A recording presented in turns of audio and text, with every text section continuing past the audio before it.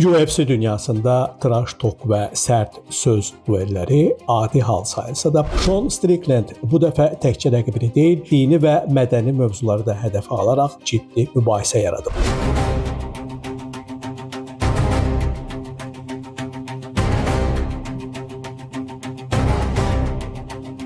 Amerikalı döyüşçünün Hamzat Chimaev və müsəlman icması barədə səsləndirdiyi fikirlər sosial şəbəkələrdə geniş rezonans doğurub. Strickland çıxışında Chimaevi dinin arxasında gizlənməkdə ittiham edib, onu qorxaqlıqda günahlandırıb və UFC-ni müsəlman döyüşçülərə görə tənqid edib. O həmçinin Fransada müəllim Samuel Paty'nin qətlə yetirilməsi hadisəsinə toxunaraq bəzi müsəlman idmançıların bu məsələyə münasibət bildirmədiyini deyib. Bununla yanaşı Strickland Amerika ilə uyğun olmayan insanlar ifadəsini işlədərək daha sərt reaksiyalara səbəb olub. Bu açıqlamalar artıq adi idman rəqabətindən çıxaraq dini və ideoloji qarşıdurma səviyyəsinə keçib. Çünki burada yalnız iki döyüşçü arasındakı şəxsi münasibət deyil, həm də Qərbdə söz azadlığı ilə dini həssaslıq arasındakı köhnə mübahisə yenidən gündəmə gətirilir. Hamzat Chimaev indiyə qədər din və ailə mövzularında sərt mövqe ilə seçilib. O, Stricklandin səsləndirdiyi fikirlərə İslamın terror və zorakılıqla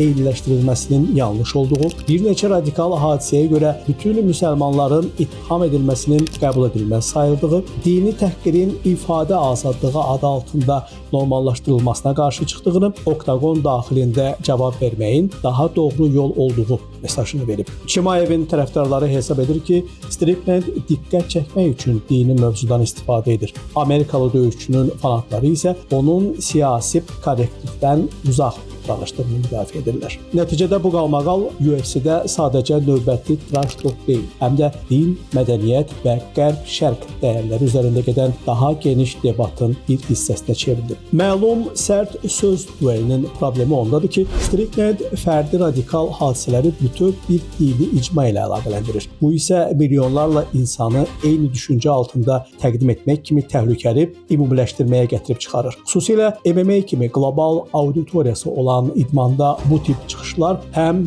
İslamofobiya ittihamlarını gücləndirir, həm də fanatlar arasında parçalanma yaradır. Digər tərəfdən müsəlman döyüşçülər üçün din şəxsi kimliyin əsas hissəsidir və onlar dini təhqiri sadəcə zarafat kimi qəbul etmirlər. Buna görə də Chimaev və onun kimi idmançıların dini məsələlərdə sərt reaksiya verməsi onların dünya görüşündən qaynaqlanır. Ancaq burada əsas məqam radikal zorakılığı dəstəkləmək ilə dini dəyərləri qorumaq arasında sərhədin düzgün çəkilməsidir. UFC 328 çərçivəsində keçiriləcək Hamzat Chimaev Sean Strickland döyüşü bugün 9 may 2026-cı ildə ABŞ-nin Prudential Center arenasında baş tutacaq. Əsas kartın başlanğıcı ABŞ vaxtı ilə saat 21-ə, Azərbaycan vaxtı ilə isə gecə 5-ə təsadüf edir. Unutmayın, UFC əsas döyüşlərinin vaxtı əvvəlki qarşılaşmaların müddətindən asılı olaraq dəyişə bilər. Kifayət qədər gərgin və səs-küylü keçəcək döyüş gecəsinin qəhrəmanlarının karyeralarına diqqət yetirək. Hamzat Chimaev